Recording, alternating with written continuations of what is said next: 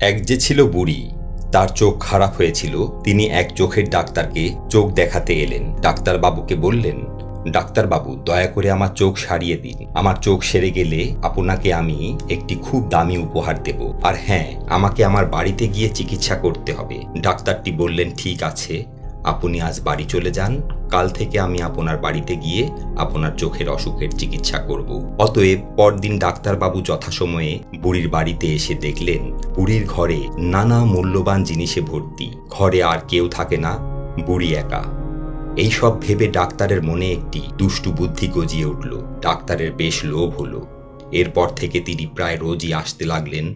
এসে বৃদ্ধার চোখে একটা মলম লাগিয়ে বলতে লাগলেন, এবার আপনাকে কিছুক্ষণ চোখ বন্ধ করে থাকতে হবে।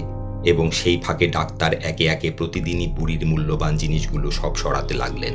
দিনের পর দিন এমনই করেই বুড়ির মূল্যবান জিনিসগুলি সব যখন ডাক্তারের নেওয়া হয়ে গেল, তখন তিনি বুড়িটিকে বললেন, আপনার চোখ এবার সম্পূর্ণ ভালো হয়ে গেছে, এবার আমার বকশিসটা দিয়ে দিন।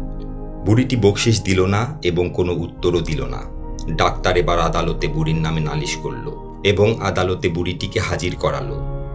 বিচারক বুড়িটিকে বললেন, চোখ সারলে ডাক্তারকে বকশিস দেবেন বলেছিলেন, এখনো তা দেননি কেন?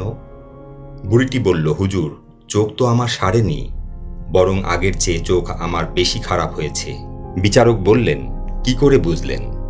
বুড়িটি বলল, ডাক্তারবাবু চিকিৎসা শুরু করার আগে আমার চোখের অবস্থা এমন ছিল যে আমার ঘরের মূল্যবান জিনিসপত্রগুলি বেশ ভালোই দেখতে পেতাম। এখন আমি সেগুলির একটিও আর দেখতে পাই না।